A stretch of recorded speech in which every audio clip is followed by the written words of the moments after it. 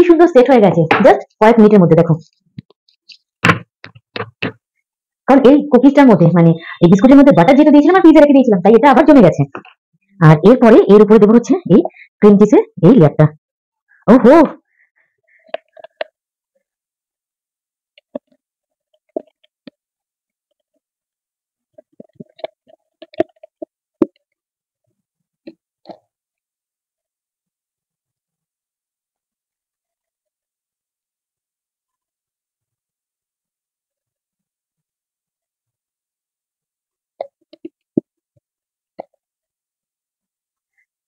আমি ভাবলাম একবারে সবটুকু হোয়াইট চকলেট ট্রাফেলটা দেবো না, যদি না যদি বাজে লাগে। বাজে তো লাগবেই না, মানে মিষ্টি যদি বেশি লাগে, তার জন্য কিন্তু আমি অল্প দিয়েছিলাম।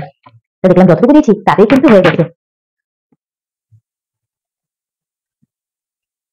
ভিডিওটা আমি তোমাদের সাথে শেয়ার করেছি পার্ট বাই পার্ট, কিন্তু এই কেকটা বানাতে হাতে গুনে মাত্র 30 থেকে 40 মিনিটের মধ্যে কমপ্লিট হয়ে গেছে। তো তোমরা চাইলে এই রকম কেকের অর্ডার তোমরাও করতে পারো। এই কেক দুটো বানানো হচ্ছে আমার জীবনের স্পেশাল দুটো মানুষের জন্য। এই প্রথমবার কেক বানাতে গিয়ে আমি এতটা ইমোশনাল হয়ে পড়েছিলাম, আর কেক বানাতে গিয়ে আমার চোখ দিয়ে জল চলে এসেছিল। কারণটা থাক, না জানলেই ভালো।